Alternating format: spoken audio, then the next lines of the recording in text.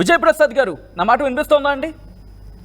Sir నమస్తే sir, చెప్పండి. విజయ్ ప్రసాద్ గారు, మీరు పోస్ట్ మార్టం జరిగిన రోజు అక్కడే ఉన్నారు, ఆ హాస్పిటల్ దగ్గరే, ఇన్ఫాక్ట్ ఆ పోస్ట్ మార్టం జరుగుతున్న ప్రదేశం దగ్గరే ఉన్నారు. మీరు ఆర్టీఓతో ఆ రోజు కూడా మాట్లాడారు.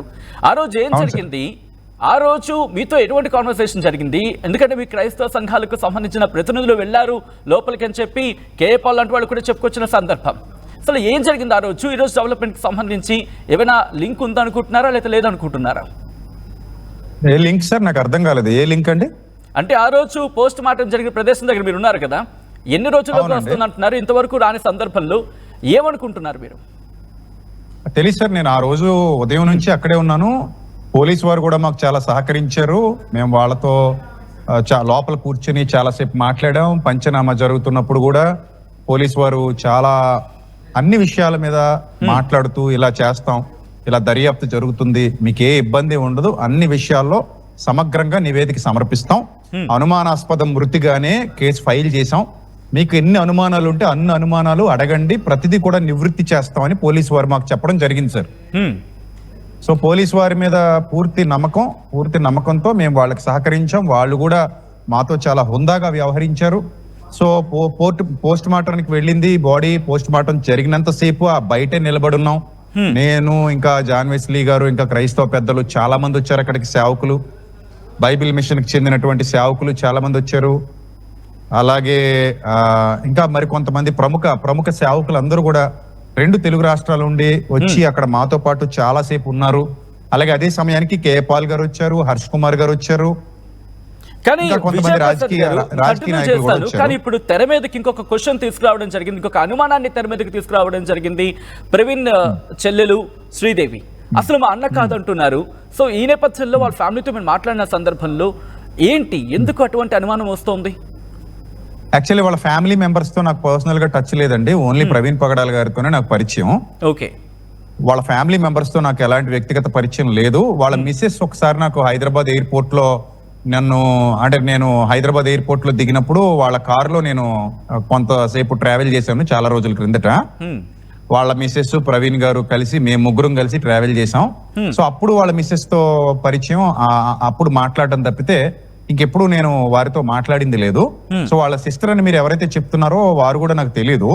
సో మరి కామన్ పాయింట్ మాత్రం ఆ సీసీ ఫుటేజ్ గురించి మాట్లాడుకుంటున్నారు. సీసీ ఫుటేజ్ మీరు కూడా బయట పెట్టాలంటున్నారు, ఆమె కూడా అంతే అంటున్నారు. ఆ సీసీ ఫుటేజ్ ఉన్న వ్యక్తి అంటే మేము ఫస్ట్ డే నుంచి ఏమడుగుతున్నాం అంటేనండి, ఒకవేళ అది యాక్సిడెంట్ అయితే పోలీసులు ప్రాథమిక విచారణలో యాక్సిడెంట్ అన్నట్టుగా లోకేష్ గారు కూడా అది పెట్టడం మీ అందరికీ తెలుసు, మనం అందరం చూసాం. ట్వీట్ చేశారు అంటే ఇప్పుడు ట్వీట్ చేశారు, చూసాం. యాక్చువల్లీ అది యాక్సిడెంట్ అయితే గనుక పోస్ట్ మార్టం ప్రైమరీ రిపోర్ట్ ఉంటుంది కదండి, అవును, ఆ ప్రైమరీ రిపోర్ట్ ప్రకారంగా ఇది యాక్సిడెంట్ అని డిక్లేర్ చేసేస్తే ఇంక ఇదేం ఉండదు కదా, హ్యాపీ కదా, క్లియర్ అయిపోద్ది కదా అంతా. దానికి సంబంధించిన ఆధారాలు బయట పెట్టేసి ఇది యాక్సిడెంట్ అని చెప్పేస్తే అయిపోద్ది కదా. ఇది ఇంకా అలా పెంచుకుంటూ వెళ్ళడం ఎందుకు అనేది మాకున్న ఆలోచన అండి. యాక్చువల్ గా ఈ 2 తెలుగు రాష్ట్రాల్లో ఉన్న నాయకులందరూ ఆలోచన అదే. అందరూ ప్రతి ఒక్క క్రైస్తవ సేవకుడు, అలాగే ఇతర దేశాల నుంచి కూడా మాతో టచ్ లో చాలా మంది ఉన్నారు. రాజకీయ నాయకులు కూడా చాలా మంది మాతో టచ్ లో ఉన్నారు. వాళ్ళందరూ ఆలోచన ఒకటే, తొందరగా దీన్ని క్లియర్ చేసేస్తే అయిపోద్ది, అదేంటో చెప్పేస్తే అయిపోద్ది అని ఎదురు చూస్తున్నాం. రేపు గౌరవనీయులు ఎస్పీ గారు పోస్ట్ మార్టం రిపోర్ట్ ఇస్తా అన్నారు.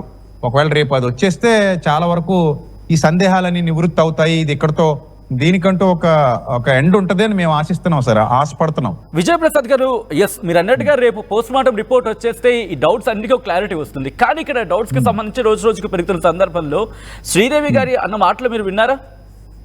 విన్నాను సార్. ఇప్పుడు వాళ్ళ మా అన్నయ్య కాదు అంటున్నారు, మరి వాళ్ళకి తెలుస్తుంది సార్, మాకు తెలియదు కదా అది. ఇప్పుడు వాళ్ళ అన్నయ్య ఎలా ఉంటారు, ఆయన ఫిజిక్ ఎలా ఉంటది, ఆయన డ్రెస్ ఏంటి, ఆ డ్రెస్ ఆయిందా కాదా, ఇవన్నీ కూడా ఇంట్లో వాళ్ళకి తెలుస్తాయి సార్. మరి ఒకవేళ నిజంగా రియల్ గా వాళ్ళ సిస్టర్ అయ్యి ఉంటే, ఆమె వాళ్ళ ఇంట్లోనే ఉండుంటే ఆమెకు తెలిసినంత సమాచారం మాకు తెలియదు కదా సార్. యాక్చువల్లీ అవును, అలాగే ఆమె చెప్పింది కూడా పోలీసులకి చెప్పమనండి సార్, అది ఇక్కడ కాదు. ఇక్కడ మీడియాకి చెప్పడం వల్ల ఉపయోగం ఏముంది సార్? డైరెక్ట్ పోలీసులని అప్రోచ్ అయ్యి వాళ్ళు ఎలాగో ఇన్వెస్టిగేషన్ చేస్తున్నారు కాబట్టి పోలీసు వారికి సమాచారం అంతా ఇచ్చి, ఇది మా అన్నయ్య టీషర్ట్, ఇది మా అన్నయ్య టీషర్ట్ కాదు, ఇది మా అన్నయ్య ఓల్డ్ ఫోటో, సో ఇక్కడ సీసీటీవీ ఫుటేజ్ లో కనబడుతున్నది మా బ్రదర్ కాదు అని ఏమైనా వాళ్ళకి సందేహం ఉంటే నేరుగా పోలీసులను అప్రోచ్ అయ్యి వాళ్ళకే చెప్తే చాలా మంచిది. రెండోది, ఆయన హైదరాబాద్ నుంచి బయలుదేరాడు కాబట్టి హైదరాబాద్ నుంచి ఎన్నో టోల్ గేట్లు దాటుకుంటూ వచ్చి ఉండాలి కదండి. అవును, ప్రతి టోల్ గేట్ లో ఆయన పరిస్థితి ఎలా ఉంది, ఎలా నడుపుతున్నాడు. ఇందాక ఒక మాట విన్నాను నేను, ఆయనకి ఏదో మందు దాగి డ్రైవ్ చేస్తున్నాడని సోషల్ మీడియాలో కొంతమంది ట్రోల్ చేస్తున్నారని ఆమె బాధపడుతున్నట్టుగా నేను ఒక రికార్డ్ విన్నాను ఇప్పుడు. అవును. సో ఇప్పుడు అది నిజమైతే ఆయన ఎక్కడెక్కడి నుంచి ట్రావెల్ చేసుకుంటూ వచ్చాడు, ఎక్కడ ఆగాడు, అదంతా కూడా తెలిసిపోద్ది కదండి. ఎలాగ ప్రతి టోల్ గేట్ దాటుకుంటూ వస్తున్నప్పుడు ప్రతి టోల్ గేట్ లో కూడా సీసీటీవీ కెమెరాలు ఉంటాయి హైదరాబాద్ నుంచి. అటు తెలంగాణ గవర్నమెంట్ ఇన్వాల్వ్ అయ్యి ఏమండి ట్రావెల్ హిస్టరీ తీయాల్సిన అవసరం ఉంది ఆయనది. అంతే కదా మరి. అప్పుడు వీళ్ళు డైరెక్ట్ పోలీసులను అప్రోచ్ అయ్యి వాళ్ళ ఫ్యామిలీ మెంబర్స్ ఎవరైతే ఇప్పుడు మీతో మాట్లాడారో వాళ్ళు ఈ ఇష్యూని వాళ్ళకి తెలియజేస్తే, ఇటు ఆంధ్ర పోలీసులకు కానివ్వండి లేదా తెలంగాణ పోలీసులకు కానివ్వండి తెలియజేస్తే వాళ్ళు ఇంకా ఫర్దర్ గా ఇన్వెస్టిగేషన్ చేయడానికి వాళ్ళకు కొన్ని క్లూస్ దొరుకుతాయి కదా. ఇప్పుడు చాలా మంది అనుమాన పడుతున్నారండి. అనుమానం ఏంటి, ఈ కొవ్వూరు రావడానికి ముందే ఏదైనా జరిగిందా ఆయన మీద అటాక్ అని చాలా మంది అనుమాన పడుతున్నారు. అది నిజమా కాదా అనేది వీళ్ళు ఇచ్చే ఎవిడెన్స్ల మీదే కదా ఆధారపడి ఉంటది. అవును. ఇప్పుడు మాకు కేవలం ఒక క్రిస్టియన్ లీడర్ గా, ఒక క్రైస్తవ బోధకుడిగా, సేవకుడిగా ఆయన మరణించటాన్ని చాలా బాధగా ఫీల్ అయ్యాం మేము. ఆయన మరణించాడన్న వార్త మేము మొదటగా జీర్ణించుకోలేకపోయాం. మొదట యాక్సిడెంట్ అన్నప్పుడు అయ్యో పాపం అనుకున్నాం, చాలా జాలి పడ్డాం. అయ్యో పాపం ఎందుకు యాక్సిడెంట్ అయింది, ఆయన బైక్ మీద రాకుండా ఉండుంటే బాగుండేది, ఈయందే తప్పు. నేను ఇలాగే అనుకున్నా మనస్ఫూర్తిగా, ఈయందే తప్పు, ఈయన బైక్ మీద రాకుండా ఉండుంటే బాగుండేది, కారులో వచ్చి ఉంటే బాగుండేది, ఏదైనా బైక్ ఏదైనా ట్రాన్స్పోర్ట్ కేసేసి ఈయన ఫ్లైట్ లో వచ్చినా బాగుండేది, ఎందుకు ఇంత బైక్ లో రావాల్సిన పరిస్థితి అని నేను అనుకున్నాను ఫస్ట్. బైక్ లో రావడాన్ని బట్టే కదా యాక్సిడెంట్ అయింది అని అనుకున్నాను ఫస్ట్. కానీ ఆ స్పాట్కి వెళ్ళి చూసిన తర్వాత కొన్ని అనుమానాలు వ్యక్తమయ్యాయి. నాకే కాదు, యావత్ క్రైస్తవ సమాజానికి, చాలా మంది స్పీకర్లకి, ఈవెన్ కే పాల్ గారు అదే చెబుతున్నారు, రాజేష్ మహాశాన్ గారు అదే చెబుతున్నారు, హర్ష్ కుమార్ గారు ఎంపీ గారు, మాజీ ఎంపీ గారు ఆయన అదే చెప్తున్నారు. ఈవెన్ జగన్మోహన్ రెడ్డి గారు కూడా ఏదో మాట్లాడారని విన్నాను, ఆ షర్మిల గారు కూడా ఏదో మాట్లాడారని విన్నాను. చాలా మంది సేవకులు, పెద్ద పెద్ద సేవకులు అందరూ లైవ్ లోకి వచ్చి వాళ్ళందరూ మాట్లాడారని విన్నాను. అలాగే మన టీడీపీ పార్టీకి చెందినటువంటి పెద్దలు, అందులో ఉన్నటువంటి కొంతమంది సేవకులు కూడా ఉన్నారు. వాళ్ళు కూడా ఈ విషయాన్ని, ఈ అనుమానాలు వ్యక్తపరిచినట్టుగా, టీడీపీలో కూడా చాలా మంది ఈ అనుమానాలు వ్యక్తపరిచినట్టుగా నేను విన్నాను. ఇది ఏంటి అనేది పూర్తిగా మనకి సమాచారం రావాలి అంటే పోలీసు వారే ఇవ్వాలి మనకి. రైట్. ఆ రోజు మీరు మాట్లాడుతున్న ఇన్వెస్టిగేషన్ లోనే నిజాలు బయటికి తీసుకురావాలి. రైట్. నిజాల గురించి మాట్లాడుకున్న సందర్భంలో అనేక క్వశ్చన్స్ రైజ్ అవుతున్నాయి. ఇన్ఫాక్ట్ ఆ రోజు నేను ఇక్కడ క్రిమేషన్ జరుగుతున్న సందర్భంలో కూడా అక్కడికి వచ్చి నేను మాట్లాడిన సందర్భంలో అనేక అనుమానాలను తెర మీదకు తీసుకొచ్చారు. ప్రధానంగా ఏ అంశాలని ఇక్కడ మీరు క్లారిటీ కోరుకుంటున్నారు? ఎందుకంటే క్రైస్తవ సమాజం కొన్ని క్లారిటీస్ కోరుకుంటుంది. ఆయన సార్, నేను ఫస్ట్ డే 1 నుంచి కూడా నేను పోలీస్ వారితో ఏంటి మీడియాతో ఒకటే చెప్పాను. డే 1 నుంచి కూడా అది అనుమానాస్పదమైన మృతిగా ఎఫ్ఐఆర్ ఫైల్ చేశారు ఎస్పీ గారు. చాలా సంతోషం. ఆయన చాలా హుందాగా మాట్లాడారు, చాలా జెన్యూన్ గా చాలా విషయాలు చెప్పుకొచ్చారు. ఆయన మీడియాతో కూడా ఇంటరాక్ట్ అయ్యారు, మీడియా సమావేశం కూడా ఏర్పాటు చేశారు రాజమండ్రి ఎస్పీ గారు. సో నేను మొదటి రోజు నుంచి నేనేం చెప్తున్నానంటే, ఒకవేళ అది కన్ఫర్మ్ గా యాక్సిడెంటే అయితే ఇది యాక్సిడెంట్ అని డిక్లేర్ చేసేయండి, అక్కడతో క్లియర్ అయిపోద్ది. అనుమానాలు ఏమైనా ఉంటే ఎలాగో మీడియా వారు అడుగుతారు, మీలాంటి వారు అందరూ అడుగుతారు, మీరు అడిగిన ప్రశ్నలకు వాళ్ళు సమాధానాలు ఇచ్చేస్తే అక్కడతో క్లియర్ అయిపోద్ది. లేదా యాక్సిడెంట్ కాదు, దీని వెనక ఏదైనా కుట్రకోణం ఉంది అంటే అది బయట పెట్టేసి అక్కడతో వదిలేసిన ఇన్వెస్టిగేషన్ ఫర్దర్ గా జరుగుతూ ఉంటది. కాబట్టి వాళ్ళు ఇచ్చే వాళ్ళు ఇన్వెస్టిగేషన్ పూర్తి చేసి మాకు ఇచ్చే సమాచారం ఏదైతే ఉందో ఆ సమాచారం తీసుకుని, ఒక నిజంగానే అది మర్డర్ అయితే అతడు క్రైస్తవుడైనా సరే శిక్షించండి, ఇంకో మతానికి చెందినవాడైనా శిక్షించండి, అసలు మతం కోణం తీసుకురావద్దు ఇందులోనికి.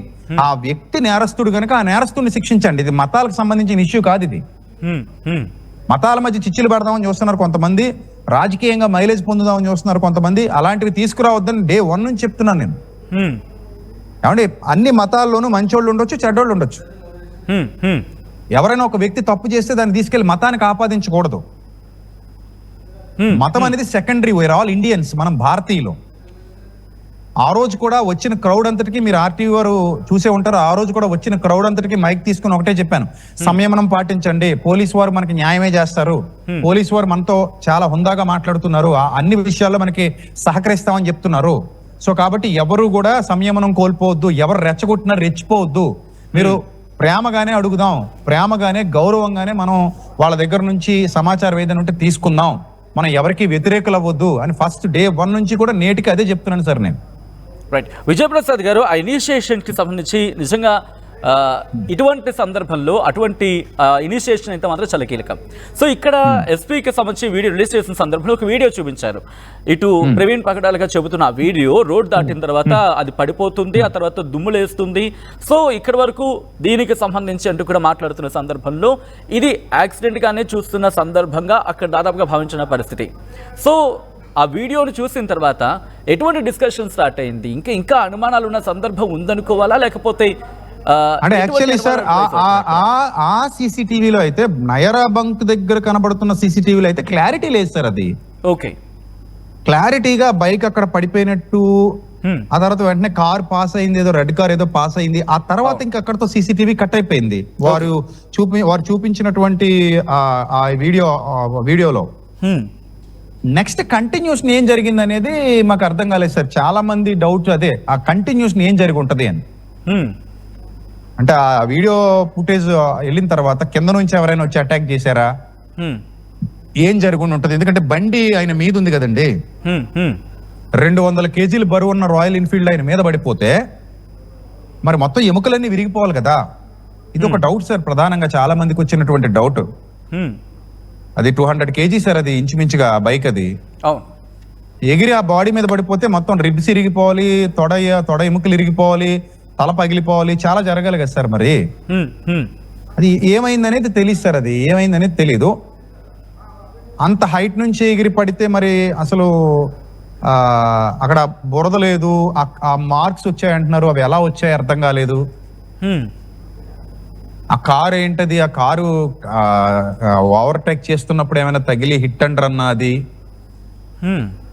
ఏమైనా ఫాలో అయ్యారా, ఎవరైనా ఆయన్ని ఎక్కడి నుంచి అయినా ఫాలో అయ్యారా, ఇవన్నీ కూడా మరి ఆ ఇన్వెస్టిగేషన్ లో తెలుస్తాయి సార్. మరి అవి వాటి కోసమే మేము ఎదురు చూస్తున్నాం, యావత్ క్రైస్తవ సమాజం ఎదురు చూస్తుంది. రైట్, మీరు అన్నట్టుగా ఇంట్రెస్టింగ్ గా అదే క్వశ్చన్స్ ని ఎస్పీ కూడా మెన్షన్ చేసిన పరిస్థితి. ఒకవేళ కనుక హిట్ అండ్ రన్ అయి ఉంటే కనుక ఆ బైక్ కి సంబంధించి ఆ మార్క్స్ కావచ్చు, లేదా డెంట్ కావచ్చు, అటు వెహికల్ మీద ఉంటుంది. సో దీంతో పాటు అటుగా వెళ్తున్న మొత్తంగా 5-6 వాహనాలని పూర్తిగా చెక్ చేయడం జరుగుతుంది. ఎక్కడ క్రాస్ చేశాయి, అవి ఎక్కడి నుంచి వచ్చాయి, ఇవన్నీ కూడా. సో ఇక్కడ నేపథ్యంలో ఇప్పటికే ఆ సిచ్యువేషన్కి సంబంధించి పెద్ద ఎత్తున చర్చ జరుగుతుంది క్రైస్తవ సమాజంలో. సో ఇటువంటి నేపథ్యంలో ఎటువంటి ఆందోళన వ్యక్తం అవుతుంది? ఎందుకంటే ఒక పక్క క్వశ్చన్స్ రైజ్ అవుతున్నాయి, మరో పక్క భయపడుతున్నారు అనే ఒక మాట వినిపిస్తోంది. ఏం జరుగుతుంది అసలు? భయపడుతున్నారా పెడుతున్నారా? నాకు అర్థం కాలేదు మీరు అడిగిన క్వశ్చన్. భయపడుతున్నాం అనే మాట ఇటు పాస్టర్స్ లో కావచ్చు, క్రైస్తవ సంఘం నుంచి. ఇన్ఫాక్ట్ కొద్దిసేపటి క్రితం ప్రవీణ్ సోదరి మాట్లాడిన సందర్భం కూడా మీరు వినుంటారు. కాస్త భయం వ్యక్తం అవుతుందని. ఎందువల్ల భయం అనేది? ఏం లేదు సార్, ఇప్పుడు భయం అనేది ఏమీ లేదు. ఎందుకు లేదంటే ఇప్పుడు మనం భిన్నత్వంలో ఏకత్వం కలిగిన భారతదేశంలో ఉన్నాం సార్. మొన్న ఎస్పీ గారు మాట్లాడుతూ ఒక వండర్ఫుల్ వర్డ్ చెప్పారు. మనం అందంగా ఉన్న భారతదేశంలో, అందంగా ఉన్న ఆంధ్రప్రదేశ్లో, అందంగా ఉన్న తెలంగాణలో ఉండాలి అన్నారు ఆయన.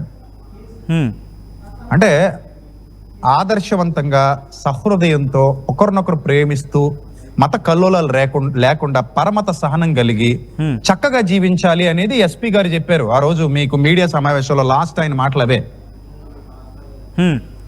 I appreciate him. నిజంగా నేను ఆయనతో ఆ విషయంలో చాలా ఏకీపిస్తున్నాను. ఎందుకంటే అలాంటి ఒక సహృదయపూర్వకమైన వాతావరణం కావాలి సార్ మనకి. ఎస్పీ గారు చెప్పినట్టుగా అలాంటి ఒక సహృదయపూర్వకమైన వాతావరణం కావాలంటే ఏం చేయాలి?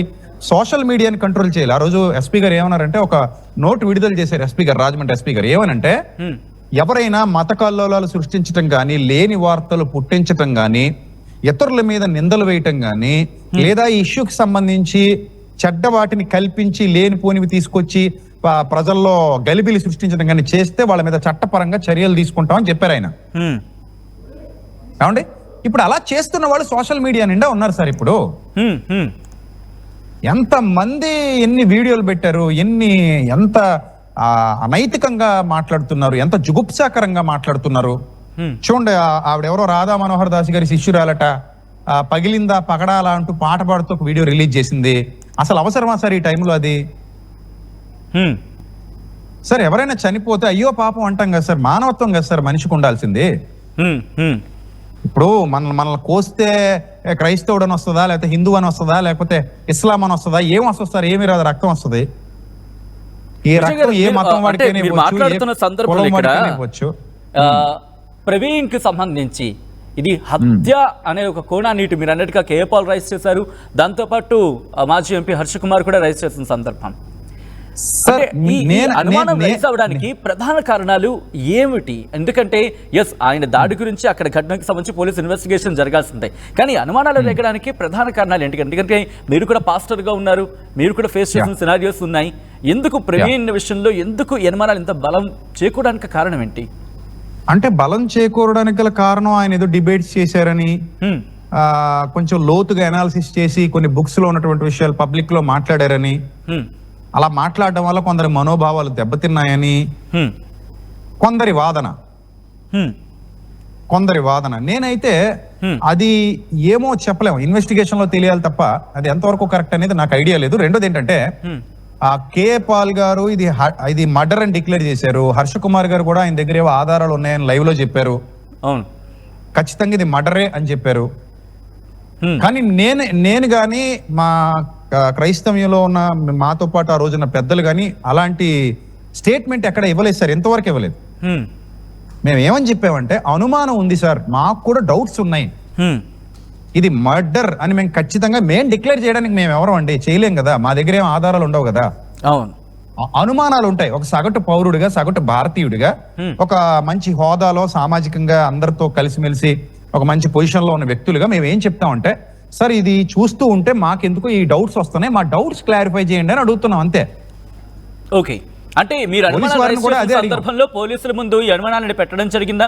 ఎటువంటి రియాక్షన్ వచ్చింది? జరిగింది సార్, మీడియా ముందు పెట్టాం, పోలీసుల ముందు పెట్టాం. ఏమన్నారు పోలీసులు? ఖచ్చితంగా ఇన్వెస్టిగేషన్ చేసి మీకు కరెక్ట్ నివేదిక ఇస్తామని చెప్పారు సార్. వాళ్ళు ప్రైమరీ పోస్ట్ మార్టం రిపోర్ట్ అనేది ఇంకా రాలేదు సార్ మా దగ్గరికి, మాకే కాదు ఎవరికి ఇవ్వలేదు ఇంకా. ఐ థింక్ అది రేపు వస్తుందేమో అని ఎదురు చూస్తున్నాం. అది వస్తే దీనికి ఒక ఎండ్ కార్డు పడుతుందేమో అని ఆశపడుతున్నాం. మరి అంటే మీరు ఇక్కడ పోలీసులను ఆశ్రయించారు, పోలీసులకు సంబంధించిన అనుమానాలు వ్యక్తం చేశారు, కానీ ఇక్కడ నిష్పక్షపాతంగా దర్యాప్తు జరుగుతుంది అనుకుంటున్నారా? చూడాలి సార్, మరి పోస్ట్ మార్టం రిపోర్ట్ వచ్చిన తర్వాత మా అనుమానాలన్నీ వాళ్ళు నివృత్తి చేసేస్తే నిష్పక్షపాతంగా జరిగిందని అనుకుంటాం. ఇప్పుడు ఒక డౌట్ రేజ్ అయిందండి, ఇన్వెస్టిగేషన్ ఆఫీసర్స్ ఉంటారు, వాళ్ళకి తెలియదంటూ ఏం ఉండదు, వాళ్ళు ఆల్రెడీ వెల్ ట్రైన్డ్ వాళ్ళు మనిషిని చూసి చెప్పగలరు వాళ్ళ స్థితిగతులు ఏంటనేది, వాళ్ళ భావజాలం ఎలా ఉందనేది. మానసిక శాస్త్రాన్ని కూడా అధ్యయనం చేసిన వాళ్ళు ఉంటారు పోలీసు వారిలో. సో కాబట్టి వాళ్ళు ఖచ్చితంగా ఈ డౌట్స్ ఏవైతే ఇప్పటి వరకు మీ ద్వారా మా ద్వారా అనేక మంది క్రైస్తవ సమూహాల ద్వారా దేశ విదేశాల నుండి కూడా ఫేస్బుక్ లో సోషల్ మీడియాలో పోస్టులు పెడుతున్న వారి ద్వారా ఏవైతే డౌట్లు రేజ్ అయ్యాయో వాటన్నిటిని వాళ్ళు క్లారిఫై చేసుకుంటూ ఒక చక్కటి నివేదిక ఇచ్చేస్తే వీఆర్ ఆల్ హ్యాపీ సార్. నేను ఇప్పటికీ చెప్తున్నా, అది యాక్సిడెంటే అయితే అయ్యో పాపం అనుకుంటాం, ప్రేయర్ చేసుకుని మౌనంగా ఉంటాం, దేవుడు అలా అనుమతించాడేమో ఆయన జీవితంలో అనుకుంటాం. కానీ విజయ్ గారు, బహుశా మీరు ఈ మాట నడుచుకోవాలి, కానీ చాలా మెజారిటీ ఆఫ్ పీపుల్ నేను మాట్లాడిన సందర్భంలో కావచ్చు, లేకపోతే సోషల్ మీడియా వేదిక కావచ్చు, ఇది ప్రమాదంగా చిత్రీకరించే ప్రయత్నం చేస్తున్నారు. ఇది ప్రమాదం కాదు, ఇది హత్య చిత్రీకరించే ప్రయత్నం జరుగుతుంది చెప్పి రిపోర్ట్ కూడా ఇది ప్రమాదంగా వస్తుందని మాట్లాడుతున్న సందర్భం.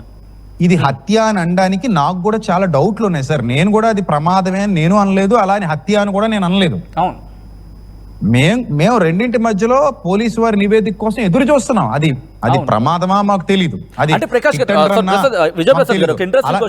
కూడా మాకు తెలియదు. మీకు అంటే ప్రవీణ్ పగడాలకు సంబంధించి ఈ మరణానికి సంబంధించి ఎటువంటి అనుమానాలు రైజ్ అయ్యాయి? యాజ్ ఏ క్రిస్టియన్ గా కావచ్చు, లేకపోతే యాజ్ ఎ పాస్టర్ గా కావచ్చు, లేకపోతే యాజ్ ఎన్ కామన్ మ్యాన్ గా కావచ్చు, ఎటువంటి డౌట్స్ విజయప్రసాద్ కి రైజ్ అయ్యాయి? నేనేమనుకున్నానంటే ఈ సీసీటీవీ ఫుటేజ్ ఏదైతే రిలీజ్ అయిందో హెడ్ లైట్ పగిలిపోయి ఉంది, ఆయన ఇండికేటర్ వేసుకుని వస్తున్నారు, ఇండికేటర్ వేసుకుని వచ్చే ముందే ఏదైనా జరిగి ఉండొచ్చు, ఆయన మీద ఎవరైనా అటాక్ చేశారేమో అని ఒక డౌట్ ఉంది సార్ నాకైతే. ఆయన ఎవరైనా హైదరాబాద్ నుంచి ఫాలో అవుతూ వచ్చారేమో అనే డౌట్ ఉంది నాకు. ఎందుకంటే ఆయన చాలా ఫేస్బుక్ లో పెడతా ఉంటాడు, నేను అక్కడికి వెళ్తున్నాను, ఇక్కడికి వెళ్తున్నాను, పలానా చోట మీటింగ్ ఉంది, ఇలా ఫేస్బుక్ లో పెడతా ఉంటాడు. అలాగే ఎవరైనా దుండగులు ఆయన వెంబడించారా, లేకపోతే అప్పటికప్పుడు ఏమైనా ఆయన దగ్గర దోచుకుందామని ఏమైనా అటాక్ చేసి, లేకపోతే ఆయన బైక్ మీద వస్తున్నాడు కదా చులకనగా దొరికాడని ఏమైనా అటాక్ చేశారా, ఏం జరిగింది అనేది నాకైతే క్లారిటీ లేదు సార్. కాకపోతే ఒక డౌట్ అయితే ఉంది, హిట్ అండ్ రన్ అని ఒక డౌట్ వచ్చింది ఫస్ట్. రెండోది ఎవరైనా అటాక్ చేశారు, ఎందుకంటే అక్కడ ఏదో చెక్కముక్క ఉంది, చెక్కముక్క మీద బ్లడ్ స్టెయిన్స్ ఉన్నాయి అన్నారు కదా, దానివల్ల అందరిలాగే నాకు అనుమానం ఉంది సార్, ఏమైనా హత్య అన్నట్టుగా. రైట్, విజయప్రసాద్ గారు రీసెంట్ గా కన్ఫర్మ్ గా నేను చెప్పలేదు ఎక్కడ కూడా హత్య అని నేను ఎక్కడ కన్ఫర్మ్ చేయలేదు. కి సంబంధించి మీరు చూస్తుంటారు, ఆ ఇష్యూకి సంబంధించి ఆయన ఆర్టీవీతో మాట్లాడిన సందర్భంలో ఒక క్వశ్చన్ ని తెర మీదకి తీసుకురావడం జరిగింది. రాజమండ్రిలో అనుకుంటా బస్ ఒక కాలేజ్ నిర్మాణం కావచ్చు, సబ్జెక్ట్ ఆఫ్ ద కరెక్షన్, ఇక్కడ 5 కోట్ల రూపాయల అంశం ప్రస్తావిస్తూ బహుశా ఆ లావాదేవీలమైన కారణం అయి ఉండొచ్చు అనే కోణాన్ని తెర మీదకి తీసుకురావడం జరుగుతోంది. సో దీనికి 5 కోట్లే దేనికి సార్? భూమికి సంబంధించి సార్ ఆయన కొన్నది 500 గజాలని నాకు తెలిసింది సార్. అది రామ్మోహన్ గారు వారి వైఫ్ వారు ఎవరో చెప్పారు నాకు. సార్ నామవరంలో కొన్నారని తెలిసింది సార్. నామవరంలో గజం ఒక 15,000 17,000 మధ్యలో ఉంటుంది సార్ నాకు తెలిసి. 500 గజాలకి 17,000 15,000 అంటే రేట్ ఎంత అవుతుంది సార్? మీరు లెక్క పెట్టండి. 17,000 వేసుకోండి, 500 గజాలు. నామవరంలో ఆ రేట్ ఉంది ప్రస్తుతానికి నాకు తెలిసి. ఇప్పుడు రియల్ ఎస్టేట్ ఏమి స్పీడ్ గా లేదు, రాజమండ్రిలో కూడా రియల్ ఎస్టేట్ అంత స్పీడ్ గా వెళ్ళట్లేదు, హైదరాబాద్ లో కూడా వెళ్ళట్లేదు, మీ అందరికీ తెలుసు. 5 కోట్ల రూపాయలు 500 గజాలకి ఎక్కడ సార్ ఇస్తారు? అంటే ఇవన్నీ ఊహాగానాలని నేను అనుకున్నాను. ఇప్పుడు 500 గజాలు దాదాపు ఒక 15,000 అనుకుంటే సుమారుగా ఒక 70-75 వరకు వెళ్ళొచ్చేమో సబ్జెక్ట్ అంతే సార్. ఒక 75 లక్షలు అవ్వచ్చు కదా సార్, ఒక 15,000 అనుకుంటే. మరి 5 కోట్లు ఎక్కడ, 75 లక్షలు ఎక్కడ సార్? ఎందుకు అనుమానం వ్యక్తం అవుతుంది? అది సార్ ఎవరో క్రియేట్ చేసి ఉండొచ్చు మేబీ. ఇప్పుడు ఒకవేళ ఆ సైట్ గురించి ఒకవేళ ఎవరైనా ఆయన మీద దాడి చేశారు అనుకున్నా కూడా, రిజిస్టర్డ్ సైట్ ఆయన మీద దాడి చేస్తే ఎవడు ఆక్యుపై చేయగలరండి? ఇప్పుడు ఆయన రిజిస్ట్రేషన్ చేయించుకుంటాడండి, ఆయన పేరు మీద రిజిస్టర్ అయిపోయిన సైటు వాళ్ళ భార్యకు వస్తుంది, లేకపోతే పిల్లలకు వస్తుంది. అంతేగాని ఎవడో ఎలా ఆక్యుపై చేయగలదని వాళ్ళకి ఎలాగో తెలుస్తుంది కదా, మా హస్బెండ్ పలానా చోట సైట్ కొన్నారని. నిజంగా కొనడం నిజమైతే గనక ఏమో నాకు కూడా తెలిస్తారు, ఆయన కొన్నాడో లేదో కూడా నాకు తెలీదు. తెలిసింది అక్కడ ఎవరో కొందరు అనుకుంటుంటే నేను కూడా విన్నాను ఆ రోజు, అది ఆ సిచ్యువేషన్ లో అక్కడ హాస్పిటల్ దగ్గర. కానీ విజయప్రసాద్ గారు ఎప్పుడైతే ప్రవీణ్ పగడాలకు సంబంధించి ఆ మరణానికి సంబంధించి ఎప్పుడైతే చర్చలోకి వచ్చిందో, హత్య అనే అంశం ఎప్పుడైతే విస్తృతంగా చర్చలోకి వచ్చిందో, పాస్టర్లలో కూడా భయం మొదలైంది, భయపడుతున్నారు. ఎందుకు భయం వ్యక్తమవుతోంది, ఎందుకు భయపడుతున్నారు? కొంతమంది మాట్లాడడానికి కూడా ధైర్యం చేయట్లేదు అనే ఒక చర్చ కూడా జరుగుతోంది. ఏమైంది? దేనికి భయపడతారు సార్? ఎందుకు భయపడాలి? అదే నా క్వశ్చన్. ఎందుకు భయపడాల్సిన అవసరం ఉంది మాట్లాడే సందర్భంలో అంటున్నా? ఏమో మేమైతే భయపడట్లేదు సార్, మరి మాకు తెలియదు ఎందుకు భయపడుతున్నారు. భయపడాల్సిన అవసరం ఏముంది సార్?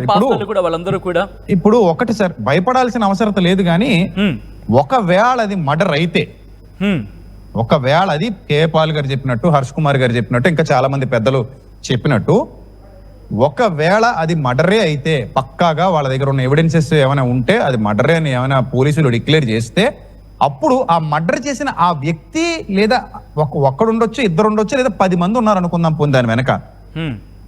ఈ 10 మంది కోసం కోట్ల మంది ఎందుకు భయపడాలండి? ఆ 10 మందిని ఎలాగో పోలీసులు అరెస్ట్ చేస్తారుగా. ఇప్పుడు దానికోసం ఎందుకు భయపడాలి? ఒకవేళ అది నిజమైతే సుమా, ఒకవేళ హిట్ అండ్ రన్ అయితే హిట్ అండ్ రన్నే, ఒకవేళ కారు గుద్దేసి వెళ్ళిపోయిందా, ఓకే, అలా ఇన్వెస్టిగేషన్ చేసి అదే నిజమైతే కనుక అక్కడతో క్లియర్ కదా. అది దానికి ఎందుకు 10 మంది కోసం 15 మంది కోసం యావత్ సమాజం అంతా ఎందుకు భయపడాలి? కరెక్ట్, అదే పాయింట్కి సంబంధించి. కానీ అఫ్కోర్స్ మీరు చాలా మందితో మాట్లాడుంటారు, దట్టు మీడియాతో మాట్లాడే సందర్భాలు మీకు కొంచెం అసోసియేషన్ కావచ్చు, లేకపోతే మీడియాతో మాట్లాడి బహుశా చనువనే పదం కరెక్ట్ కాదేమో, మీకు అది ఆ స్కోప్ ఉంది కాబట్టి బహుశా మీరు మాట్లాడగలుగుతున్నారేమో. మిగతా వాళ్ళకి సంబంధించి ఆ ధైర్యం చేసే ప్రయత్నం, అంటే తమ మీద కూడా ఎక్కడైనా దాడి జరుగుతున్న భయం ఏమైనా మొదలైందా? వాళ్ళలో కూడా అటువంటి కోణంలో ఏమైనా వాళ్ళు భయపడుతున్నారు? లేదు సార్, నేనైతే అలా అనుకోవట్లేదు సార్. ఎందుకంటే దీంట్లోకి నేను మతాలు లాగడానికి ఎప్పుడు ఇష్టపడలేదు సార్, తప్పు సార్ అది. ఇప్పుడు హిందూ మతం అని, ఇస్లాం మతం అని, క్రైస్తవం అని, మొత్తం ఒక సమూహాన్ని అంతటిని దీని మీదకి తెచ్చేసి, ఈ ప్రవీణ్ మృతి వెనక హిందువులు ఉన్నారు, ప్రవీణ్ మృతి వెనక ముస్లింలు ఉన్నారు, లేదా ప్రవీణ్ మృతి వెనక క్రైస్తవులు ఉన్నారు అనడం తప్పు అంటున్నాను సార్ నేను. మత ఉన్మాదులు అనేవాళ్ళు ఒకవేళ ఉంటే అన్ని మతాల్లో ఉంటారు సార్ వాళ్ళు. క్రిస్టియానిటీలో ఉండొచ్చు, హిందూ మతంలో ఉండొచ్చు, ఇస్లాంలో ఉండొచ్చు, ఒకరో ఇద్దరో ఉండొచ్చు. అంటే ఆ మత ఉన్మాదంతో రగిలిపోయేవాళ్ళు. వాళ్ళు చేసిన తప్పుని మతానికి అంతటికీ ఎలా ఆపాదిస్తారండి? మొత్తం ఒక సమూహానికి ఎలా ఆపాదిస్తారు? ఒక్కడి గురించో ఇద్దరు గురించో ఎందుకు భయపడాలి? ట్రూ. ఇప్పుడు మన భారతదేశం భిన్నత్వంలో ఏకత్వం కలిగిన దేశం, అందరూ కలిసిమెలిసి బ్రతుకుతున్నాం. ఈ వాతావరణాన్ని పాడు చేయకూడదు అనేది కదా సార్ మన ఆలోచన. అన్ని మతాలను గౌరవించాలి, ఏ మతాన్ని తోలనాడకూడదు, ఏ దేవీ దేవతల్ని దూషించకూడదు, ఏ ఇతర గ్రంథాలని దూషించకూడదు, తక్కువ చేసి మాట్లాడకూడదు. అలా మాట్లాడే వాళ్ళ మీద ప్రభుత్వాలు చర్యలు తీసుకోవాలి. ఎవరి మతం వాళ్ళది వ్యక్తిగతం సార్, ఎవరి మతం వాళ్ళది వ్యక్తిగతం. నీ మతాన్ని నువ్వు పాటించు. ఒకవేళ ఎవడో తప్పు చేశాడు అనుకుందాం, ఇతర మతాల మీద లేదా ఇతర గ్రంథాల మీద తోలనాడి మాట్లాడు అనుకుందాం, చంపేస్తారండి? చంపేయడం న్యాయం? అది ఎవరైనా సరే, అది ఏ మతం వాళ్ళైనా సరే చంపకూడదు. ఇప్పుడు ఉదాహరణకి రాధా మనోహర్ దాస్ గారు అనే వ్యక్తి ఉన్నారండి. ఆయనకి నేను చాలా సార్లు ప్రేమగా చెప్పానండి, మెసేజ్ పెట్టి కూడా చెప్పాను, ఏమండి మనం ఒకసారి కూర్చొని మాట్లాడుకుందాం, మీ వైఖరి బాలేదు, మీ వైఖరి సభ్య సమాజానికి మంచి సంకేతాలు ఇవ్వట్లేదు, మీరు మరియమ్మను దూషిస్తారు, యేసుప్రభుని దూషిస్తారు, బైబిల్ని దూషిస్తారు, ఇష్టం వచ్చినట్టు మాట్లాడతారు, దానివల్ల మత కల్లోలాలు జరుగుతాయండి, తప్పండి, మీకు ఏమైనా సందేహాలు ఉంటే రండి, మన ఇద్దరం కూర్చొని మాట్లాడుకుందాం, లేదని ఒక ఛానల్లో కూర్చుందాం, మీరు ప్రశ్నించండి, నేను సమాధానాలు చెప్తాను. ఎవరైనా ఒక వ్యక్తి మిమ్మల్ని ఏమైనా అంటే ఆ వ్యక్తిని బట్టి మొత్తం సమూహాన్ని దూషించడం తప్పు, అలా చేయకూడదు అని ఆ వ్యక్తికి చెప్పాను సార్ చాలా సార్లు. కానీ ఆయన ఎందుకో మారలేదు సార్, ఆయన వైఖరి అలాగే కొనసాగుతుంది, ఆయన పద్ధతి అలాగే కొనసాగుతుంది. నిన్న మొన్న ఒక వారం క్రిందట ధవళేశ్వరం వచ్చి అక్కడ కూడా అలాంటి అనుచిత వ్యాఖ్యలు చేసి వెళ్ళారు. చాలా మంది హృదయాలు గాయపరచబడి పోలీస్ స్టేషన్కి వెళ్ళి కేసులు ఫైల్ చేశారు. మరి ఆయన మీద ఎఫ్ఐఆర్ వేశారో లేదో నాకు తెలీదు. ఇక్కడ ఆ వ్యక్తిని ఒక్కడే తీసుకుంటాం సార్. నేనైతే నా వరకు ఆ వ్యక్తి ఒక్కడే తప్పుగా మాట్లాడాడు, అలా అని ఆ వ్యక్తిని చంపేమని ఎవరైనా చెప్తారండి? కనీసం ఆ వ్యక్తిని కొట్టమని కూడా చెప్పకూడదు సార్, అలా చెప్పడం తప్పు సార్. నేనేం చెప్తానంటే ఆ వ్యక్తి ఇలాంటి అనుచిత వ్యాఖ్యలు చేస్తున్నాడు కాబట్టి పోలీసులకు ఇన్ఫార్మ్ చేయండి, పోలీసులకు పట్టించండి, వాళ్ళు చూసుకుంటారు. చట్టాన్ని మనం చేతుల్లోకి ఎప్పుడు తీసుకోకూడదు, చట్టానికి మనం విధేయత చూపించాలి, చట్టాన్ని మనం గౌరవించాలి. అలా ఎవరు చేసినా సరే, ఇప్పుడు ఒక క్రిస్టియన్ హిందూ దేవి దేవతలను దూషించినా కూడా అదే విధంగా చేయాలి. అకారణంగా దూషిస్తే ఒక ముస్లిం చేసినా అదే చేయాలి, ఒక హిందూ చేసినా అదే చేయాలి అనే చెప్పాను సార్. నేను చంపేయకూడదు కదా సార్, ఎవరైనా సరే చంపాలన్న ఆలోచన కూడా రాకూడదు, కనీసం చచ్చిపోవాలని కూడా కోరుకోకూడదు. విజయప్రసాద్ గారు, మీరు వెళ్ళి ఆ రోజు అక్కడ రాజమండ్రి వెళ్ళారు, ఆ పోస్ట్ మార్టం జరుగుతున్న సందర్భంలో మీరు ఆ లొకేషన్కి వెళ్ళారా? ఎక్కడైతే యాక్సిడెంట్ జరిగిందో ఆ లొకేషన్కి వెళ్ళాను సార్, వెళ్ళాను. ఆ వీడియోలన్నీ నేను తీసుకున్నాను, ఆ వీడియోలన్నీ చూశాను, దగ్గరుండి చూసినప్పుడు ఎలా ఉండింది అక్కడ సిచ్యువేషన్ అంతా? నాకు అక్కడ డౌట్ క్రియేట్ అయింది సార్. అంత పెద్ద మనిషి ఎగిరి పడిపోతే, అంత బరువైన బండి ఆయన మీద పడిపోతే మొత్తం నుజ్జు అయిపోవాలి కదా శరీరం. 200 kgs బరువు గాల్లో ఎగిరి ఒక 6 అడుగుల ఎత్తులో పడితే శరీరం మొత్తం నుజ్జు అయిపోవాలి కదా అన్న డౌట్ వచ్చింది సార్ నాకు. అంత పొగలేచి అంత ఎత్తులోంచి పడ్డారంటారా? అక్కడేమో బురద లేదు, కాలు మీద గుర్తులు ఎలా వచ్చాయని, షర్ట్ మీద గుర్తులోనే అంటున్నారు కదా, బురద లేకుండా గుర్తులు ఎలా వచ్చాయనే డౌట్ కూడా వచ్చింది సార్ నాకు. అక్కడ ఆకులు ఉన్నాయి, చిన్నగా మట్టి ఉంది, ఈ మట్టిలో అంత ఇన్సిడెంట్ ఎలా జరిగిందనే ఆలోచన వచ్చింది. మరి ఏంటనేది ఇంకా ప్రభుత్వాలే నిర్ణయం తీసుకుని చట్టాలే మాట్లాడుకోవడం జరుగుతుంది. ఒక కర్ర ఉంది, కర్ర మీద ఈ రక్తపు మరకలు దాని మీద కనిపించాయని. అయితే ఎంత డిస్టెన్స్ లో ఉంది ఈ మీరన్న ఈ ఘటనకు? అలాగే అదిగో సార్ మీరు విజువల్స్ లో చూపిస్తున్నారుగా, పక్కనే ఉంది అది. అవును, అక్కడ ఎంత డిస్టెన్స్? దాదాపుగా ఒక అడుగు పక్కనే ఉంది సార్, పక్కనే అది. అక్కడ బైక్ ఉంటే ఈ పక్కనే మెయిన్ ఆ రోడ్ పక్కనే ఉంది. ఆయనకి జస్ట్ ఒక 2-3 మీటర్ల దూరంలో ఉంది. అది మరి నిజంగా బ్లడ్డా కాదా నాకు తెలీదు. ఆ చెక్క మీద అయితే మరకలు కనబడ్డాయి, అవి ఏంటనేది తెలియదు. కానీ అక్కడి నుంచి పోస్ట్ మార్టం తీసుకువెళ్తున్న సందర్భంలో కూడా ఐ రిమెంబర్, ఆ రోజు నేను లైవ్లో ఉన్నాను, ఒక ఉద్రిక్త వాతావరణం కనిపించింది. చాలా క్వశ్చన్స్ రైస్ అయ్యాయి, చాలా మంది క్వశ్చన్ చేశారు. ఇన్ఫాక్ట్ కేఏ పాల్ అక్కడ నించినప్పటికి కూడా కేఏ పాల్ కూడా క్వశ్చన్ చేసిన సందర్భాలు ఉన్నాయి. అంటే క్రైస్తవ సమాజం నుంచి ఎటువంటి క్వశ్చన్స్ రైజ్ అయ్యాయి? ఎందుకంటే పోస్ట్ మార్టం ఈవినింగ్ అరౌండ్ 4:30, 3:30 ఆ సందర్భంలో ఒక ఉద్రిక్త వాతావరణం ఏర్పడింది, క్వశ్చన్స్ రైజ్ అయ్యాయి. క్రైస్తవ సమాజం అయితే మర్డర్ అనే ఎక్కువ శాతం ఫిక్స్ అయి ఉన్నారు సార్. అందరూ కూడా అనుమానాలు ఉన్నాయి వాళ్ళకి అందరికీ. ఎందుకంటే ఈ మధ్య కాలంలో సోషల్ మీడియాలో మరీ వికృతంగా తయారయ్యారు సార్ మనుషులు. నేను ఎన్నిసార్లు ఎంత మందిని మార్చాలని చూసినా, ఎంత మందిని చెప్పాలని చూసినా వినగలిగే స్థితిలో లేరు సార్ కొంతమంది. అంటే వాళ్ళు ఇతర మతాల మీద ద్వేషం చెమ్మటం, ఏదైనా మంచిగా మాట్లాడుతుంటే కింద వల్గర్ గా కామెంట్లు చేయటం, ఇంట్లో వాళ్ళని దూషించడం, కుటుంబ సభ్యులను దూషించడం చాలా బాధ కలుగుతుంది సార్. ఒక్కోసారి తిరిగి అనడం పెద్ద విషయం కాదు, కానీ అనడానికి సంస్కారం అడ్డొస్తుంది, అనలేము. చాలా దారుణంగా పోస్టులు పెడుతుంటారు, చాలా దారుణంగా కించపరిచి మాట్లాడుతుంటారు, చాలా దారుణంగా అవమానపరిచి మాట్లాడుతుంటారు. అలాగని అందరూ అలా లేరు, కొందరు. నేను అందరినీ అనట్లేదు, కొందరు ఈ మత కల్లోలాలు రెచ్చగొట్టే వాళ్ళు ఎక్కువైపోయారు సార్. వాళ్ళ మీద సమగ్రంగా దర్యాప్తు జరిపి 2 తెలుగు రాష్ట్రాల్లో ఇలాంటి వాళ్ళని కట్టడి చేయాలి సార్. ఎందుకు కట్టడి చేయట్లేదు ప్రభుత్వాలు అనేది మా బాధ. ఆ బాధలో నుంచి పుట్టుకొచ్చిందే ఇది. ఒకవేళ అలాంటి వాళ్ళు సోషల్ మీడియాలోనే చంపుతాము, నరుకుతాం, కొడతాం అని అంటున్నారు కదా, సోషల్ మీడియాలోనే నువ్వు చావాలి, నువ్వు చంపాలి, ఇలాంటి కోరికలు, మాటలు, ఇలాంటి వీడియోలు వస్తున్నాయి కదా. సో ఇలాగే ఏమైనా జరిగిందా అన్న కోణంలో క్రైస్తవ సమాజానికి అంతటికీ డౌట్ వచ్చేసింది. అందుకే వాళ్ళు ఇది మర్డర్ ఏమో అనే కోణంలో జరిగిన ఆ సీక్వెన్సెస్ అన్ని కూడా అలా కనబడుతున్నాయి కాబట్టి అలాగే ఎక్కువ మంది డౌట్ పడుతున్నారు. అది మెయిన్ కారణం. కానీ విజయప్రసాద్ గారు, ఇక్కడ ఇంకొక క్వశ్చన్ రైజ్ అవుతోంది. ఆయన చేసిన పోస్టులు కావచ్చు, లేకపోతే ప్రవీణ్ చేసిన వ్యాఖ్యలు ఇతర మతాలకు అంశాన్ని కూడా ప్రస్తావించారు, అందువల్ల మేము వాయిస్ని వినిపించాల్సి వచ్చింది అనేది. సో ఇక్కడ ఎలా వస్తుందంటే కోడి ముందా గుడ్డు ముందా ఇటువంటి క్వశ్చన్ రైజ్ అవుతూ ఉంటుంది కదా. సో ఇటువంటి సిచ్యువేషన్స్కి, ఎందుకంటే మీరు అన్నట్టుగా 2 చేతులు కలవందే చప్పుడు రాదు. సో ఇది గురించి కూడా మాట్లాడుకున్న సందర్భం. సో ఇలా 2 వర్షన్స్ వినిపిస్తున్నాయి. సో ఏది ముందు ఏది వెనకాలని తేల్చడానికి బహుశా దశాబ్దాలు పట్టేయచ్చు. సో ఇటువంటి నేపథ్యంలో ఏంటి దీనికి సంబంధించి ఏమైనా సొల్యూషన్ గురించి ఆలోచించే ప్రయత్నం జరుగుతోందా? సొల్యూషన్ అంటే సార్, ఇప్పుడు ఏదైనా సరే, ఏ డిబేట్ అయినా సరే, ఏ చర్చ అయినా సరే ఒక చోట ఆగాలి సార్. చెప్పడం తప్పులేదు, చక్కగా ఒక పద్ధతిలో ఒకరితో ఒకరు మాట్లాడుకుంటూ చక్కగా సద్భావనతో జరగాలి సార్ ఏదైనా సరే. అది మత కల్లోలాలకు కానీ అల్లర్లకు కానీ దారి తీయకూడదు సార్. అంటే ఇక్కడ sorry for the interruption Vijay Prasad గారు, ఇక్కడ ఒక క్వశ్చన్ రైజ్ అయింది.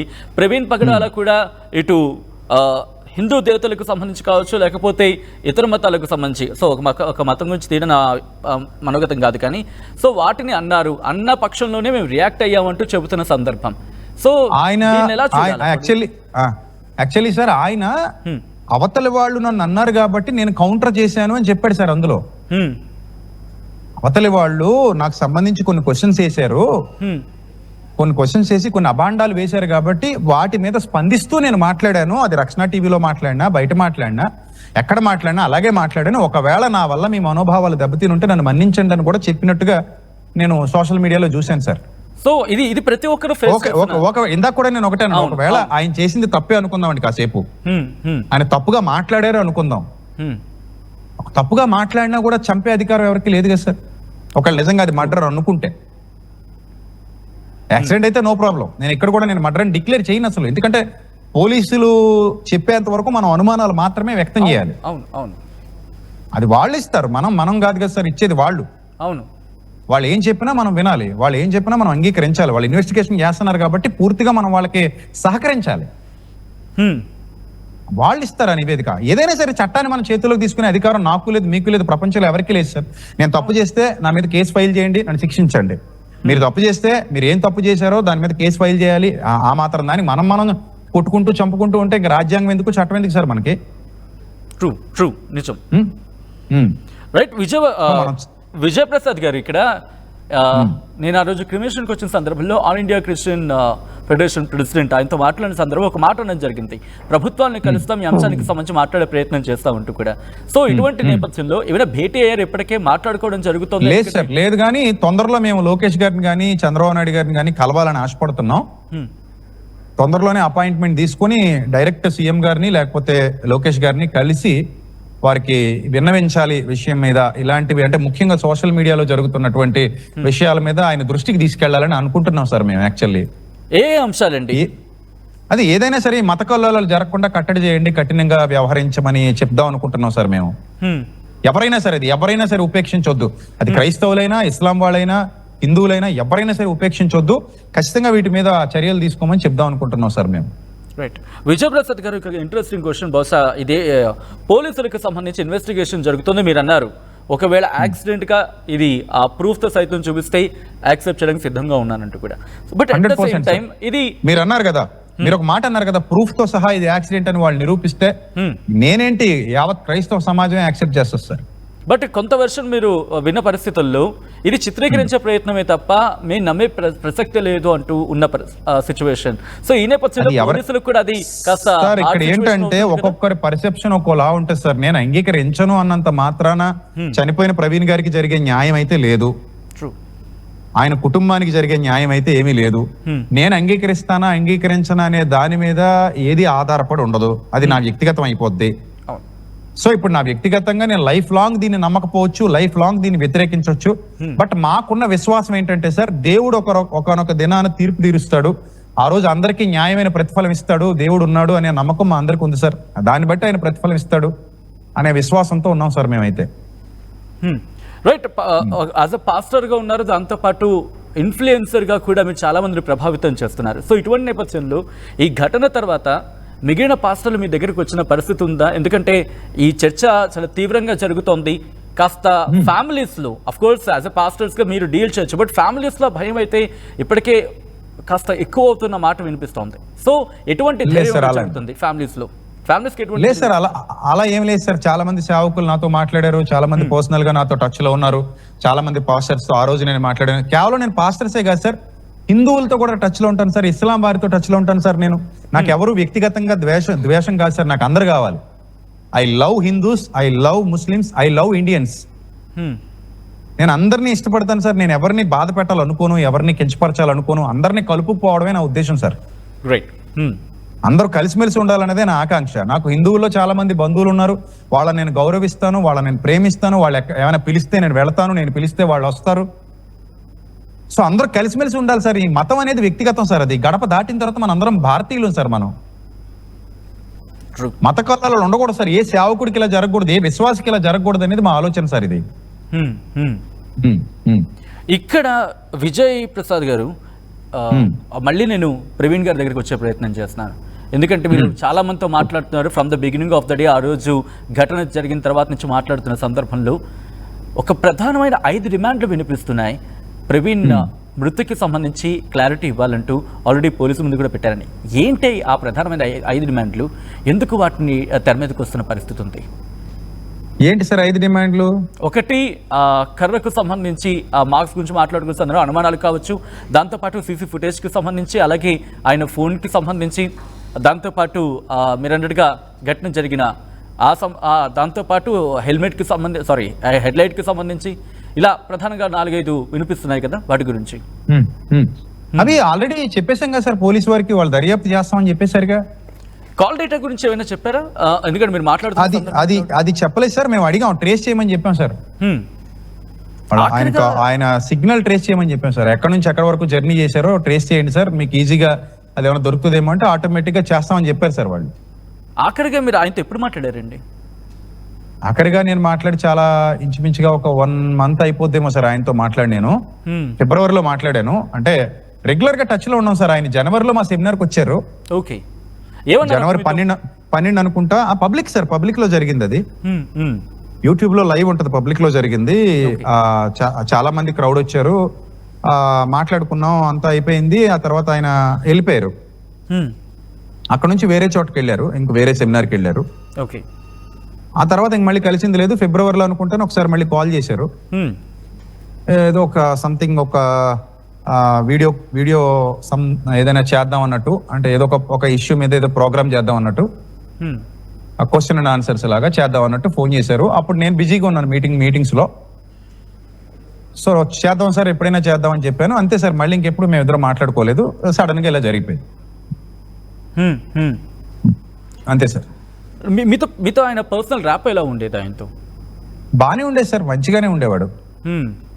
అంటే రెగ్యులర్ ఫోన్ లో టచ్ లో ఉండేవాళ్ళం కాదు, కానీ ఎప్పుడైనా మాట్లాడితే మాత్రం చాలా ఆప్యాయంగా మంచిగా మాట్లాడుతూనే ఉన్నాడు సార్ ఆయన మాతో. ఇబ్బంది ఏమి లేదు సార్, చాలా మంచి వ్యక్తిగానే ఉన్నాడు ఆయన. రైట్, రంజిత్ ఓఫర్ అనే ఒక పేరు ఇక్కడ తెర మీదకి రావడం జరుగుతుందండి. ఆయనతో పాటు ఏమైనా విభేదాలు కావచ్చు, లేకపోతే ఏమైనా ఇష్యూస్ ఉన్నాయా? ఏం లేవు సార్. అంటే ఏం సార్, ఇప్పుడు ఇవన్నీ ఎలా ఉంటాయంటే, ఇప్పుడు మీరు రాజకీయ నాయకులు డిబేట్లు చూస్తూ ఉంటారు కదా సార్, మీరు సిద్ధాంత పరంగా లేదా పార్టీల పరంగా వాళ్ళకి ఏవో చిన్న ఉంటాయి, ఐడియాలజీ ప్రాబ్లమ్స్. సో వాటిలో కొంత వ్యతిరేకత ఉంటుంది, వ్యతిరేకించుకుంటారు ఒకళ్ళనొకళ్ళు, అక్కడతో అయిపోద్ది సార్. తర్వాత కలిసి మళ్ళీ బాయ్ అనుకుంటారు కదా. ఇది కూడా అంతే సార్. ఓకే, అంటే పర్సనల్గా ఇంకా చాలా సందర్భాల్లో మాట్లాడుకుంటున్న మాట అయితే పర్సనల్గా తీసుకుంటారా లేకపోతే సబ్జెక్ట్ వరకు ఉండే అవకాశం ఉంటుందా? అంతే సార్, అదే చెప్తున్నాను సార్, ఐడియాలజీ సబ్జెక్ట్ వరకే సార్. ఏ సేవకుడైనా సరే వాళ్ళు యూట్యూబ్ లో మాట్లాడినా లేకపోతే ఏమైనా కౌంటర్ వీడియోలు మాట్లాడినా లేకపోతే ఇతరులతో మాట్లాడినా అంతవరకే సార్. తర్వాత కలిస్తే బాయ్ బాయ్ అనుకోవడమే తప్ప ఏ ఉండదు సార్ అది. నాకు తెలిసి ఇలాంటివి చాలా చూశాను సార్ ఇప్పటి వరకు. నేను చాలా మంది మధ్యలో చూశాను నేను ఇవి. అంత ప్రాణాలు తీసేసుకునే శత్రుత్వాలు ఎవరికి ఉంటాయి సార్? ట్రూ. ఇక్కడ అంటే ప్రవీణ్ మరణం తర్వాత సోషల్ మీడియాలో ఇంకొక బహుశా అది ప్రాపర్ కాదని చెప్పుకోవాలి. నెక్స్ట్ టార్గెట్ వీళ్ళే, లేకపోతే నెక్స్ట్ వీళ్ళే, నెక్స్ట్ పాస్టర్లు వీళ్ళే, లేకపోతే నెక్స్ట్ అదే చెప్తున్నాను సార్, అదే చెప్తున్నాను. ఈ కంట్రోల్ లేకపోతే సోషల్ మీడియాలో ఇలాంటి అనుచిత వ్యాఖ్యలు చేయడం, ఇలా రెచ్చగొట్టడం, దీని మీద కంట్రోల్ లేకపోతే ఉండే కొలది వ్యవస్థ ఎట్టుపోద్దో తెలీదు. నేను చివరిగా ఒక మాట చెప్పి నేను వెళ్తాను సార్, బయట నాకు ఇంకా చాలా వర్క్ ఉంది. సో నేను చెప్పేది ఏంటంటే ఇది ఇలా కంటిన్యూ అయితే మత కల్లోలాలు ఎక్కువైపోతాయి. సో అవి జరగకుండా చూడాల్సిన బాధ్యత ప్రభుత్వాల మీద ఉంది. విజయ్ గారు, మీ పేరు కూడా ప్రభుత్వాలు రెండు తెలుగు రాష్ట్రాల్లో కఠిన చట్టాలు చేయాలి. సోషల్ మీడియా జరిగిందండి ఏమండి? మీకేమైనా ఎటువంటి బెదిరింపు కాల్స్ రావడం జరిగిందా? నాకు ఎప్పుడు ఏవి రాలేదు సార్ బెదిరింపు కాల్స్. నాకు మొన్ననే హైందవ సోదరులు వచ్చి ఒక చోట పబ్లిక్ మీటింగ్ జరుగుతుంటే హైందవ సోదరులు ఫ్యామిలీస్ తో వచ్చి నాకు శాలువా కప్పి సన్మానం చేసి వెళ్ళారు సార్. అంత మంచి వ్యక్తులు ఉన్నారు సార్ మన చుట్టూతో ఉన్న వాతావరణంలో నాకు తెలిసి. ఓకే, ఎక్కడో ఒక ఇద్దరో ముగ్గురో నలుగురో ఉన్నంత మాత్రం అందరినీ తప్పు పట్టకూడదు సార్. మాకైతే ఏ బెదిరింపు కాల్స్ రాలేదు. ఎవరో ఉంటారు సార్ చీడ పురుగులు, ఇద్దరో ముగ్గురో ఉంటారు, వాళ్ళని తీసుకెళ్లి మొత్తం సమూహానికి ఆపాదించకూడదు కదండి. హిందువుల్లో చాలా మంది నన్ను అభిమానించే వాళ్ళు ఉన్నారు, ఇస్లాంలో అభిమానించే వాళ్ళు ఉన్నారు. వాళ్ళు ఓన్ చేసుకుంటారు, మా ఇంటి సభ్యుడు అన్నట్టుగా ఉంటారు వాళ్ళు. నేను కూడా అలాగే ఉంటాను. అందరూ బాగుండాలని కోరుకుంటాను సార్. నేను విజయ్ ప్రసాద్ గారు ఫైనల్ గా నేను చెప్పేది ఏంటంటే ఈ ఘటన మీద సమగ్ర దర్యాప్తు చేసేసి అన్ని కోణాల్లో చక్కటి విచారణ జరిపించేసి ఇక అలసత్వం ప్రదర్శించకుండా తొందరగా ఏదో ఒకటి తేల్చేసి దీన్ని ఇక్కడతో క్లోజ్ చేసేయాలి. అలాగే ఇలాంటి ఘటనలు ఒకవేళ నిజంగా వారి దృష్టి కోణంలో అందరూ అనుకుంటున్నట్టుగా అదేమైనా కుట్ర కోణం అయితే గనక ఇలాంటి ఘటనలు జరగకుండా పునరావృతం కాకుండా వెంటనే సోషల్ మీడియా మీద జరుగుతున్నటువంటి డిబేట్స్ మీద జరుగుతున్నటువంటి మత కల్లోలాలనే వాటి మీద ఖచ్చితంగా ప్రభుత్వాలు ఉక్కుపాదం మోపాలి, అవి కంట్రోల్ చేసేయాలి. అలాంటి యూట్యూబ్ ఛానల్స్ ఉంటే వాటిని తీయించేయాలి. అన్నదమ్ముల్లాగా సహోదర భావంతో ప్రేమపూర్వకంగా మెలగగలిగే ఒక వాతావరణాన్ని సృష్టించాలి. ఎవరు తప్పు చేసినా వాళ్ళ మీద వెంటనే చర్యలు తీసుకోవాలి. అది క్రిస్టియన్ అయినా, ముస్లిం అయినా, హిందూ అయినా, ఎవరైనా సరే ఆ వ్యక్తి వరకు మాత్రమే దాన్ని పరిమితం చేయాలి. ఒక సమూహానికి దీన్ని రుద్దకూడదు. ఎందుకంటే వీఆర్ ఆల్ ఇండియన్స్, మనం భారతీయులం. మొదట మనం మానవత్వంతో మెలుగుదాం. మానవత్వాన్ని మించింది ఇంకేదీ లేదు. ప్రేమతత్వంతో మెలుగుదాం. యేసుప్రభువు కూడా అదే చెప్పారు, నిన్ను వలే నీ పొరుగుని ప్రేమించన్నారు. ఆ ప్రేమతత్వంతో కొనసాగుదాం అనేది నా ఆలోచన sir. Thank you so much Vijay Prasad గారు, మీ మనోగతాన్ని పంచుకునే ప్రయత్నం చేసినందుకు. మొత్తంగా అయితే మాత్రం ప్రవీణ్ కేసులో ఒక్కొక్క రోజుకి సంబంధించి ఇన్ఫ్యాక్ట్ ఒక్కొక్క గంటకి కూడా షాకింగ్ ట్విస్ట్లు చోటు చేసుకుంటూ ఉన్న పరిస్థితి, అనుమానాలు అంతకంతకు పెరుగుతూనే ఉన్నాయి. ఇప్పుడు ప్రవీణ్ కేసులో షాకింగ్ ట్విస్ట్ అంటే ప్రవీణ్ చెల్లి శ్రీదేవి చెబుతున్న మాటలు సంచలనంగా మారాయనే చెప్పుకోవాలి. పోలీసులు చూపిస్తున్న సీసీ ఫుటేజ్లో ఉన్నది మా అన్న కాదంటున్నారు ప్రవీణ్ చెల్లి శ్రీదేవి. మా అన్న చాలా సన్నగా ఉంటాడు అంటూ చెప్పుకొచ్చారు ఆమె. సీసీ ఫుటేజ్లో చూపించిన వ్యక్తికి, అలాగే టోల్ గేట్ కంటే ముందు ఇన్ఫ్యాక్ట్ సీసీ ఫుటేజ్లో కనిపించిన వ్యక్తికి అలాగే ప్రవీణ్కి చాలా వ్యత్యాసం ఉంది అంటూ కూడా చెప్పుకొచ్చారు. టోల్ గేట్ కంటే ముందు ఏం జరిగింది, ఆ సీసీ ఫుటేజ్ ఎందుకు బయట పెట్టడం లేదు, ఎందుకు బయటకు తీయడం లేదు, ఇటువంటి ప్రశ్నలు సంధించడం జరుగుతోంది. బైక్ లైట్ ఎలా పగిలింది, ఎక్కడ పగిలింది, అలాగే వాళ్ళ అన్నకు సంబంధించి ప్రవీణ్కి సంబంధించి ప్రవీణ్ తాగాలనుకుంటే ఇంట్లో కూర్చొని తాగలేడా అంటూ కూడా ప్రశ్నలు సంధించడం జరుగుతోంది. ప్రవీణ్ చెల్లి శ్రీదేవి తాగి బండి నడిపారని పుకార్లు పుట్టించారంటూ చెప్పుకొచ్చారు. ఇంకా ఆమె ఏమన్నారో చూద్దాం. హెడ్ లైట్ వేసుకోకుండా ఇండికేటర్ వేసుకొని జిగ్జాగ్గా వెళ్తూ ఉన్నారు. దీని ప్రకారం సోషల్ మీడియా అంతా కూడా మద్యం సేవించి డ్రంక్ అండ్ డ్రైవ్లో బండి నడుపుంటారు వాహనం అంటూ కూడా ప్రచారం జరుగుతుంది. దాని గురించి ఏం చెప్తారు? పాస్టర్ ప్రవీణ్ మద్యం తాగుతారా? ఆయన దైవజనుడు, గొప్ప ఆయన పరిచయం చేసే ఇవాంజలిస్ట్. ఆయన దేవుడు పరిచయం చేసేవాళ్ళు తాగి చేస్తారా? తాగే అలవాటు ఉంటే మనిషి కళ్ళల్లో తన బాడీ యాక్టివిటీలో కూడా కనపడుతుంది, వాళ్ళ ఫేసెస్లోనే మనం రీడ్ చేయొచ్చు. అంత పెద్ద దైవజనులు అంత పెద్ద పరిశుద్ధ గ్రంథాన్ని పట్టుకుంటున్నప్పుడు అంత పుకార్లు పుట్టించారు. ఆయన దేవుడు పరిచయం కోసం వెళ్ళి తాగాల్సిన అవసరం ఏంటి? ఇంట్లో కూర్చొని తాగలేరా? లేకపోతే ఏంటి? ఒక దైవజనుడి మీద నిందలు మోపుతున్నారు తప్ప డిఫరెంట్గా ఏదో పడితే అది వచ్చింది రాస్తున్నారు. సరే, సీసీ ఫుటేజ్లో చూస్తే ఆయన పర్సనాలిటీ చాలా సన్నగా ఉంటాడు. ఆయన ఆ బండిలో మీరు చూడండి, ఆయనకి బాగా కడుపు ఉంది. ఆ లైట్ అక్కడ ముందు ఉంది, తర్వాత లేదు, సిగ్నల్స్ అది ఉంది. మీరు ముందే చూపిస్తున్నారు కానీ వెనక జరిగింది ఎందుకు చూపించట్లేదు? ఆ ఫుటేజ్ ఎందుకు తీయట్లేదు? అది ఎందుకు చూపించట్లేదు? మీరు పోలీసులను అడిగారా ఇదే విషయం? ఫుల్ ఫుటేజ్ మాకు కావాలని మీరు అడిగారా? అది అడుగుతున్నాం, అది కూడా ఇవ్వండి అని చెప్పాము. ఇప్పటికే పోలీసులు ఒకవైపు దర్యాప్తు చేస్తున్నారు. రాష్ట్రం అంతా కూడా 2 తెలుగు రాష్ట్రాల్లో కొంచెం అల్లర్లు సృష్టిస్తున్న పరిస్థితి కనిపిస్తుంది. అంటే పూర్తిగా క్రైస్తవులందరూ కూడా వి వాంట్ జస్టిస్ అంటూ కూడా మనం మొన్న చూస్తుంటే కూడా అంత పెద్ద గొడవలు జరుగుతుంది. దాని గురించి ఏం చెప్తారంటే, జస్టిస్ అంటే ఎటువంటి జస్టిస్ కావాలి? జస్టిస్ ఎవరిస్తారండి? అడిగినంత మాత్రాన్ని ఇచ్చేస్తారా? ఇప్పుడు ఈయనకు ముందు చాలామంది పాస్టర్లు మాట్లాడారు కదా, ఎంతోమందిని కొట్టి చంపారు కదా. ఏమైనా జస్టిస్ వచ్చిందా వాళ్ళకి కానీ వాళ్ళ ఫ్యామిలీస్కి కానీ వచ్చిందా? ఎవరైనా చేశారా? పెద్ద పెద్ద పొలిటికల్ లీడర్స్ వచ్చారు, మాట్లాడుతున్నారు, అన్నీ చేశారు, ఏమైనా వచ్చిందా? అంటే క్రైస్తవులకి రక్షణ లేదు అని మీరు అంటున్నారా? ఏమో. అంటే ఇప్పటికే క్రైస్తవులు అందరూ కూడా మొన్నటి వరకు మాట్లాడారు, మమ్మల్ని చిన్న చూపు చూస్తున్నారు, ఎందుకు ఇంత వివక్షత చూపిస్తున్నారు, మాకు ఇప్పటికే క్రైస్తవులకి రక్షణ లేదా అంటే దాన్ని అడుగుతున్నాను నేను. ఆ క్వశ్చన్ వేసినప్పుడు మీకే అర్థం కావాలి క్రైస్తవులు ఎందుకు అంత హింసిస్తున్నారు. మణిపూర్లో కూడా అదే చేశారు. క్రైస్తవులు ఎందుకు బలి చేసుకుంటున్నారు? క్రైస్తవులు ఎందుకు టార్గెట్ చేస్తున్నారు?